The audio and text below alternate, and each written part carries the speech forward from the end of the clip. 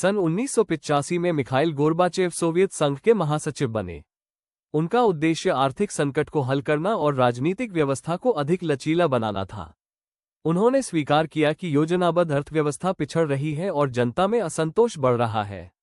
इस चुनौती से निपटने के लिए उन्होंने दो महत्वपूर्ण नीतियां लागू की: ग्लासनोस्ट पारदर्शिता और पेरेस्ट्रोइका पुनर्रचना। ग्लासनोस्ट के अंतर्गत लोगों को अभिव्यक्ति की स्वतंत्रता दी गई, खुली बहस को प्रोत्साहन मिला और मीडिया पर सेंसरशिप कम की गई। ये राजनीतिक सुधार की दिशा में बड़ा कदम था। वहीं पेरेस्ट्रोइका के माध्यम से अर्थव्यवस्था में आंशिक उदारीकरण लाया गया, निजी निवेश और बाजार व्यवस्था के तत्वों को शामिल किया गया तथा उद्योग और कृषि की दक्षता सुधारने की कोशिश हुई। इसके बावजूद सोवियत संघ गंभीर चुनौतियों से जूझता रहा।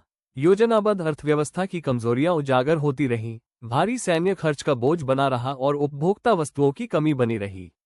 राजनीतिक स्तर पर लोकतंत्र और स्वतंत्रता की कमी, पार्टी के भीतर असहमति और जनता में असंतोष ने स्थिति को और बिगाड़ दिया। इस प्रकार गोर्बाचेव के सुधारों ने सोवियत संघ में पारदर्शिता और खुलापन तो लाया, लेकिन साथ ही उसकी कमजोरियों को उजागर कर अंततः विघटन की प्रक्रिया को तेज कर दिया। सोवियत संघ के विघटन में राष्ट्रवाद और स्वतंत्रता आंदोलनों का उभार सबसे बड़ा कारण बना। बाल्टिक राज्यों लिथुएनिया, एस्तोनिया और लातविया ने स्वतंत्रता की मांग की और अन्य सोवियत गणराज्यों में भी विभिन्न जातीय समूह अलग होने की इच्छा जताने लगे।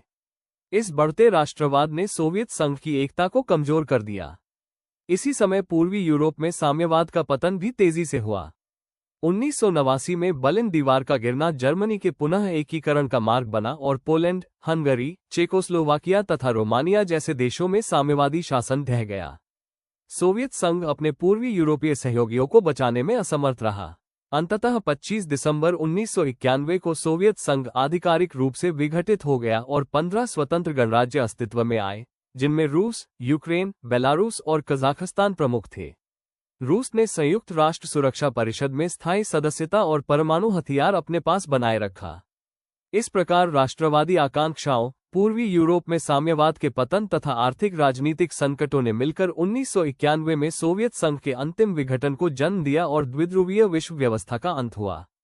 यूपीएससी, एसएससी और अन्य परीक्षाओं की तैयारी के लिए रोजाना कंटेंट पाने के लिए सब्सक्राइब जरूर करें।